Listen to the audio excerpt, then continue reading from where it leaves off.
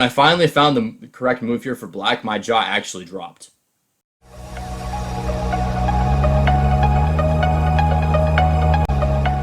Welcome to the second part of my Games to be Inspired series, in which I break down some of the most awesome chess games of all time. Now, this game was played in 1992 in the Capelle-Legrand tournament in northern France between Russian Grandmaster Efim Geller and Polish master Piotr Delekta. Now, a little bit of background on Geller. He was born in 1925, so at the time that this game was played, he was actually 67. And in his prime in the 70s, he was rated 2620, which by the standards of those days is about 2750. He was a very strong grandmaster, one of the best in the world, and he was also a world champion candidate. And at this point, obviously, he was a bit past his prime, but as you're going to see, he still was very sharp tactically. And he was up against this Polish master, who obviously is not the highest rated, but still a very formidable opponent for Geller in his later years. And so Delekta, who has the white pieces, opens with e4, and Geller goes for e5, very standard opening, and here Delekta goes for knight c3, the Vienna game.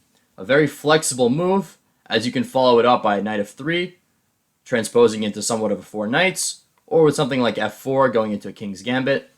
Geller replies with knight f6, and we have bishop c4, knight c6, and here Delekta plays d3. A very safe, solid move looking to develop his dark square bishop next. But here Geller pounces on an opportunity to unbalance the position already by playing knight to a5. The idea is he wants to get rid of Delekta's nice light square bishop, and there's really no good way to save it. What he probably should have done was at least brought it back to b3, after which knight takes, and he can recapture the a pawn, at least opening up his rook. But instead he kind of ignored the threat and just played knight to e2, allowing Geller to capture, and now the pawn recaptures. And white no longer has a d-pawn and instead has doubled c-pawns, which he could use to his advantage, but is also going to make it very hard for him to compete dynamically for the center. And so now Geller takes this opportunity to play bishop c5, and we see now that because there's no d-pawn, this bishop is going to be practically unopposed on the dark squares. And look out for this bishop, it's going to play a very important part in the attack to come. And so here Delekta just castles, and Geller plays d6, protecting his bishop and opening up his other bishop. And Delekta plays bishop to g5, pinning this knight, putting some pressure on it. Geller just responds by playing bishop e6. He's attacking this pawn here. And Delekta jumps in with knight to d5, putting a lot of pressure here. Geller doesn't want to let him capture because if, say, he plays c6, the knight can take, and after pawn takes, he has doubled pawns. Not really too favorable. So instead, after knight to d5, he just takes the knight. And Delekta here decides to give up his bishop for the knight. Queen takes, and now queen takes bishop.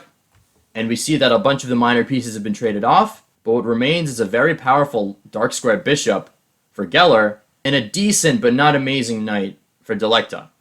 And here Geller, rather than defend his pawn directly by playing something like c6, he first castles, inviting his opponent to take on b7, but he would then just play rook to b8, and if the pawn is captured, he would take here, and he's going to win this pawn next move. Very dangerous for white to go into. So instead, Delekta just played rook to b1, now protecting this pawn in the future, and also preparing b4. And so here Geller plays c6, kicking the queen, and here he plays a very nice positional move, a5. Basically making it very difficult for white to make progress on the queen side. He wants to play b4, but if he does it now, then the pawn will just take, and the bishop is protecting. So it's very hard for Delekta to create some kind of counterplay here. He decides to just play king to h1, getting the bishop out of the diagonal so that he can maybe play f4 at some point. And Geller can't really take the pawn, because then he's walking himself right into a pin. This bishop is going to be a liability now with something like knight to g3, and then queen e2 next move, and this bishop is going to be lost. So Geller doesn't take the pawn. He simply plays rook to e8. His plan now is to shift his pieces onto this side of the board and try to get at white's king. And so white here plays f3, cementing his pawn structure. The pawns are now nicely defending each other, but Geller just continues with rook to e6. We have knight to g3. Delekta is looking to develop his knight by bringing it to f5 so he can maybe attack black's pieces a little bit. But Geller just plays queen to g5. And after the knight jumps into f5, he just plays g6, sending the knight back to g3. And now we've reached the position from the thumbnail, a critical point in this game. This position I actually saw a few weeks ago in an old file that my former coach sent me years ago, and when I finally found the correct move here for black, my jaw actually dropped.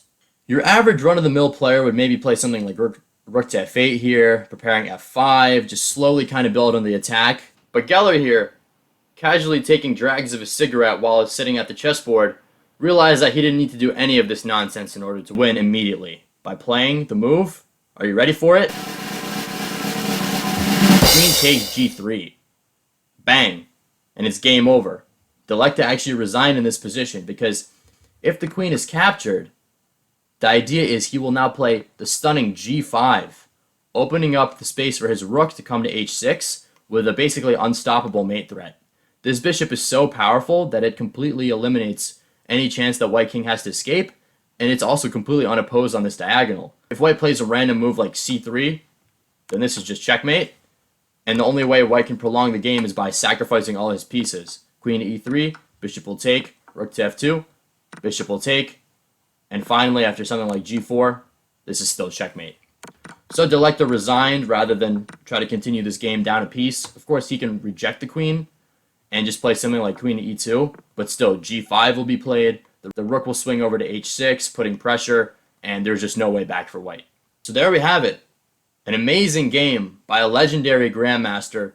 Way past his prime, he was still able to come up with this amazing maneuver and win the game on the spot. Another crazy thing I found about this position is that right here, when you first reach this position, the engine doesn't even realize that this is such a strong move. So Geller, even at the age of 67, was capable of outsmarting the top chess engine. So I hope you enjoyed the game and the stunning finish that it ended with, and stay tuned for more very exciting games from the rich history of chess.